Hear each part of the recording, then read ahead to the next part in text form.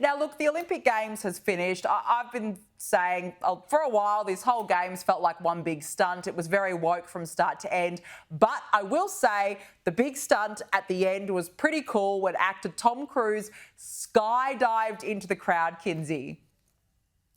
It was quite the climax. Tom Cruise is a great choice for this. He's one of Hollywood's most successful movie stars and one of the highest grossing actors of all times. His films have collectively earned over $11 billion worldwide. And he's not just a celebrity here in the States. He is considered, a superstar everywhere he goes. He's been nominated for 3 Academy Awards and he's won 3 Golden Globe Awards. So I just think that he's the perfect person for this. He's so committed to his stunt work. He's known for performing his own stunts. So how great was it to see him and for him to be the big finale? It was awesome, of course, as well as they passed the baton on to LA, which will be hosting the next Games. It was perfect to have an icon like him there. I completely agree. Now, Kinsey, hackers have put Britney Spearss' $15 million mansion up for sale. What happened? Yeah, so last month, Britney Spears, her home popped up on this website listing other very expensive homes. And it looked like she was trying to unload this house for just under $9 million. But multiple sources with direct knowledge told TMZ, which is a local celebrity entertainment site here, that the whole thing was a hack. And Britney had no intention to sell her home. Britney's management team noticed the listing, which had a real estate agent attached. They contacted that person, and that agent said that they had no association with it whatsoever. So they don't know who's behind the listing or what the ultimate objective was, but it certainly did create a frenzy around Hollywood trying to determine where Britney was headed to next. Well, you just never know with her, I've got to say, though, do you? But it's kind of frightening that this is the world we live in, where hackers just can do all sorts online. It is a frightening world. Now, let's pivot to the royals, because Prince William has surprised royal fans with a rugged new look. What's he done? Oh my, so this was probably my favorite Olympics moment. Aside from Reagan, I was all excited about Prince William's beard. And you saw a collective meltdown from the internet when this video, I saw it on Instagram. A lot of people saw it on social media. It also aired on TV. But Prince William, it's a great, beautiful video of the Princess of Wales, Catherine. Great to see her healthy. Great to see that beautiful glow. But here comes hunky Prince William with the beard. This is the kind of content we are looking for. If you are not into sports and you are into royals, this was your Olympics climax, okay? That's what you were looking for. I completely agree with you. One, yes, lovely to see the princess looking healthy and well again.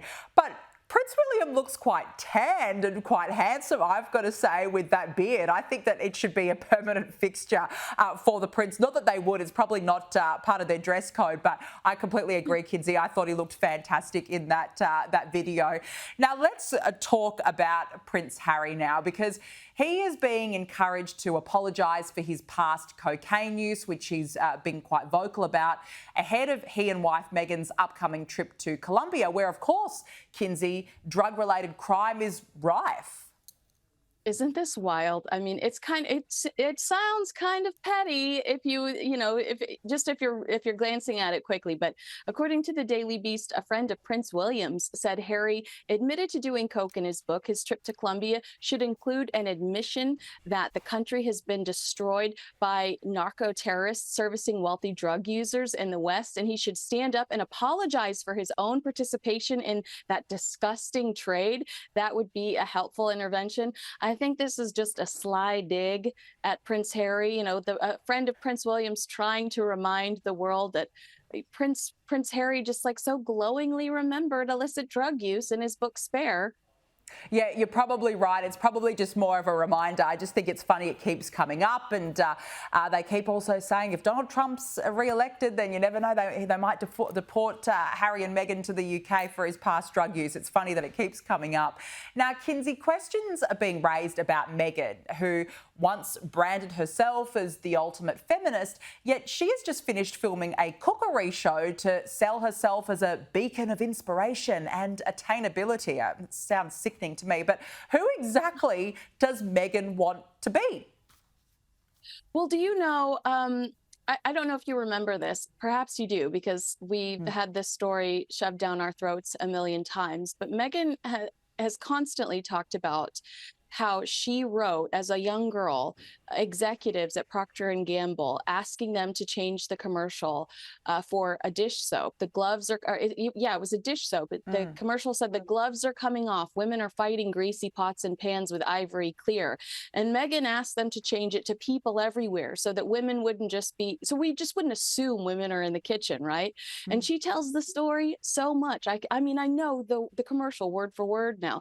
There was also Megan taking the stance during her royal days, the Time's Up movement, about how women should be treated equally when it came to the workplace financially. And then we found out that at Archwell, the one female in leadership at Archwell was earning less than half of what the highest paid male at Archwell earned. So I do think people are saying, what happened to your feminist message? You're right. You're telling us that women shouldn't be assumed are in the kitchen, working on greasy pots and pans. Yet now you're promoting a Netflix show where you're in the kitchen working with greasy pots and pans. It's mixed messaging. It's a little I don't know.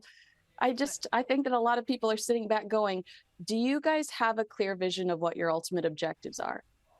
Yeah, I don't think that they have any idea. I think it's just whatever the flavour of the month is, whatever they can get publicity. Kinsey, before we let you go, a salon owner claims people broke into her business to use the bathroom during a Kamala Harris fundraiser and says that a Secret Service officer covered a camera outside her salon with tape. What's happened here?